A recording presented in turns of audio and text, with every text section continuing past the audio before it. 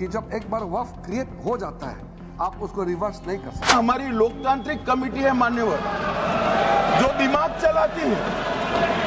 कांग्रेस के जमाने में कमेटियां होती थी जो थप्पा लगाती थी। कई लोग, इसलिए मैं कहना चाहता हूं कि आप लोग समझदार नहीं है तो ये मैं कह नहीं सकता हूं। अगर कमेटी ने कोई बदलाव ही नहीं करने हैं तो ये कांग्रेस जैसी कमेटियां नहीं है। आपके द्वारा ये बिल जॉइंट पार्लियामेंट्री कमेटी को दिया गया, जिसका विपक्ष का भी बड़ा आग्रह था। कमेटी ने इस पर सुविचारित रूप से अपना मत प्रकट किया। वो जो मत प्रकट हुआ, वो मत फिर से कैबिनेट के सामने गया। कमेटी के जो सुझाव थे ये भारत सरकार की कैबिनेट ने स्वीकार किए और अमेंडमेंट के रूप में किरण रिजिजू जी लेकर आए। ये तभी होता है जब ये ऑफिशियल अमेंडमेंट कैबिनेट की अनुमोदन के बगैर आता है।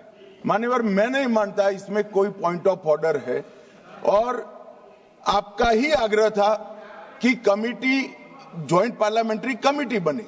अगर कमेटी ने कोई बदलाव ही नहीं करने हैं तो ये कांग्रेस जैसी कमेटियां नहीं, हमारी लोकतांत्रिक कमेटी है मान्यवर, जो दिमाग चलाती है। कांग्रेस के जमाने में कमेटियां होती थी जो थप्पा लगाती थी। हमारी कमेटी चर्चा करती है, चर्चा के आधार पर विचार करती है और परिवर्तन करती है। अगर परिवर्तन को स्वीकार ही नहीं करना है तो कमेटी काहे को लिए है भाई? ओरिजिनल आप ड्राफ्ट को देखेंगे और आज जब फाइनल ड्राफ्ट ये अमेंडमेंट बिल हम पास कर रहे हैं उसमें कितने चेंजेस लाए हैं। अगर हम नहीं सुनते, अगर हम जो ड्राफ्ट किया वही पारित करता, किसी का सुझाव को हम मंजूर नहीं करता तो बिल का पूरा स्वरूप ही अलग होता। हम तो सुनने वाले लोग हैं, चर्चा करके सबका सुझाव को समावित करके हम आगे बढ़ना चाहते हैं। इसलिए शुरू का ड्राफ्ट बिल और आज जब फाइनल राज्यसभा में पास कर रहे हैं उसमें कितना अंतर है। जो existing work property by user में हमने प्रोस्पेक्टिव किया है और जो रजिस्टर्ड जो प्रॉपर्टी है जिसका वेल डॉक्यूमेंटेड है उसमें छेड़छाड़ नहीं करेंगे। ये आपका सुझाव पर हुआ है। और आपने कलेक्टर का जब रोल होता है, किसी भी डिस्ट्रिक्ट में विवाद होता है तो कलेक्टर देखता है, फिर भी आपने कहा कि कलेक्टर का खुद मत रखिए। जब सरकारी जमीन का कोई विवाद होता है वक्फ बोर्ड के साथ तो कलेक्टर खुद अपने केस का फैसला नहीं होना चाहिए, वो भी आपके कहने पर कलेक्टर से ऊपर का अधिकारी को बनाया। ये भी आपका जेपीसी का मेंबर्स का रिक्वेस्ट है।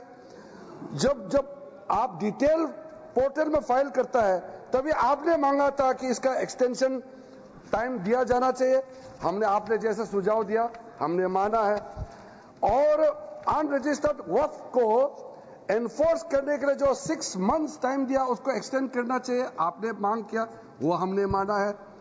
उसके बाद में सेंट्रल गवर्नमेंट को जो कंट्रीब्यूशन देने के लिए जो रेट फाइनलाइज करना है मुतावाली का, वो फिक्स करने के लिए आपने कहा, वो हमने किया है। 3 मेंबर होना चाहिए ट्राइब्यूनल में, वो भी जेपीसी का रिक्वेस्ट है, हमने माना है। ये जो गवर्नमेंट का स्टैट्यूटरी बॉडी होता है ये सेकुलर होना चाहिए, इसमें सब लोग बैठना चाहिए। फिर भी हमने कहा कि रेस्ट्रिक्शन किया है कि यहाँ इतना ही गैर मुस्लिम हो सकता है। मेजोरिटी अब 22 मेंबर में अगर मैक्सिमम 4 होता है, वो 4 क्या आपको वहां निर्णय बदल सकता है? वो सिर्फ योगदान कर सकता है, अपना एक्सपर्टाइज दे करके वहां काम करने का वैल्यू को बढ़ा सकता है। तो इस प्रकार का कई लोग, इसलिए मैं कहना चाहता हूं कि आप लोग समझदार नहीं है तो ये मैं कह नहीं सकता हूं, क्योंकि समझदार ही है, लेकिन कहने का जो तरीका या आपका सोचने का तरीका, इसमें और हमारे सोचने का तरीका में अंतर है। अदरवाइज सर मल्लिकार्जुन खड़गे जी ने तो कितना बात कहा, लेकिन वरिष्ठ नेता है, सुबह भी बड़ा दुख के साथ उन्होंने कहा मैं जवाब देना चाहता, तो हमारा एक साथी ने डिस्टर्ब किया इसलिए नहीं बोला। मैं बहुत इज्जत करता हूं, जवाब देना चाहता हूं, लेकिन हमको मत बोलिए कि मंत्री जी ने मेरा किसी पॉइंट का जवाब नहीं दिया, क्योंकि आपका पॉइंट जवाब देगा तो बहुत लंबा हो जाएगा। सिर्फ मैं इंपॉर्टेंट पॉइंट को कह करके समाप्त करना चाहता हूं। आप कभी भी ये नहीं भूलना चाहिए कि जब एक बार वक्फ क्रिएट हो जाता है आप उसको रिवर्स नहीं कर सकता है। Once a waqf is always a Waqf.